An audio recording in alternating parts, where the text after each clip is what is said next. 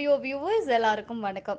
தமிழ் சினிமாவை பொறுத்தவரையும் ஒரு சில நடிகர்கள் பார்த்தீங்கன்னா, ஒரு சில காட்சிகள்ல மட்டுமே வந்துட்டு பயங்கரமா கிளாப்ஸ் வாங்கியிருப்பாங்க. படம் முழுக்க வந்திருந்தாலுமே ஒரு சில சீன்ஸ் பார்த்தீங்கன்னா, மக்கள் மத்தியில ரொம்ப வெகு விரைவில ஒரு நல்ல ஒரு ரெகக்னேஷன் கிடைக்கும் அப்படின்னே சொல்லி ஆகணும். அந்த விதத்தில பார்த்தீங்கன்னா 1974ஆம் ஆண்டு "ஒண்ணே ஒண்ணு கண்ணே கண்ணு" அப்படிங்கிற திரைப்படம் மூலமா இயக்குனரா அறிமுகமானவர் தான் ரா. சங்கரன். இவர் திரைப்பட இயக்குனர் அப்படிங்கிறத தாண்டி பல திரைப்படங்கள்ல பார்த்தீங்கன்னா துணை கதாபாத்திரத்துல நடிச்சிருப்பாரு. குறிப்பா அப்பா அப்படிங்கிற கதாபாத்திரத்துல நிறைய ஹீரோயின்ஸுக்கு இவர் நடிச்சிருக்காரு.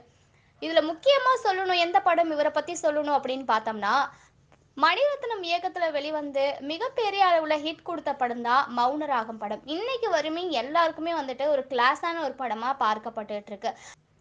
அது மட்டும் இல்லாம, இந்த படத்துல ரேவதி, கார்த்திக், அது மட்டும் இல்லாம மோகன் சொல்லிட்டு இவங்க எல்லாரோட நடிப்பும் ரொம்பவே அபூர்வமா இருக்கும். அந்த அளவுக்கு அந்த கதாபாத்திரமாவே அவங்கலாம் நடிச்சிருப்பாங்க.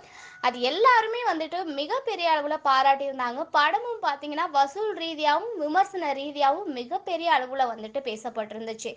இந்த படத்துல ரேவதிக்கு அப்பாவா ஒரு ஸ்ட்ரிக்ட்டான ஒரு அப்பாவா நடிச்சிருந்தவர் அப்படின்னு பார்த்தோம்னா, சந்திரமௌலி அப்படிங்கிற கதாபாத்திரம் தான். அந்த கதாபாத்திரம் யார் நடிச்சிருந்தாங்க அப்படின்னு பார்த்தோம்னா, ரா. சங்கரன் அப்படிங்கிறவர் தான் இந்த கதாபாத்திரத்துல நடிச்சிருந்தாரு.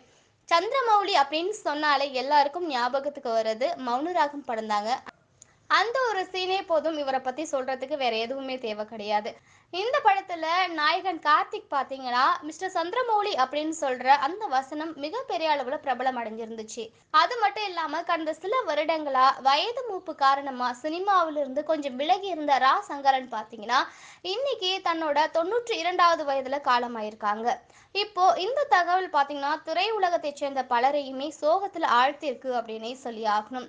தமிழ் கலாட்டா ஸ்டூடியோ சார்பாக ரா. சங்கரன் அவங்களோட குடும்பத்தாருக்கு ஆழ்ந்த அனுதாபங்களை தெரிவிச்சுக்கிறோம். இது மாதிரி பல சுவாரஸ்யமான சினிமா அப்டேட்ஸ் நீங்க தெரிஞ்சுக்க தமிழ் கலாட்டா ஸ்டூடியோவை லைக் பண்ணுங்க, ஷேர் பண்ணுங்க, கமெண்ட் பண்ணுங்க. முக்கியமா சப்ஸ்கிரைப் பண்ண மறந்துடாதீங்க.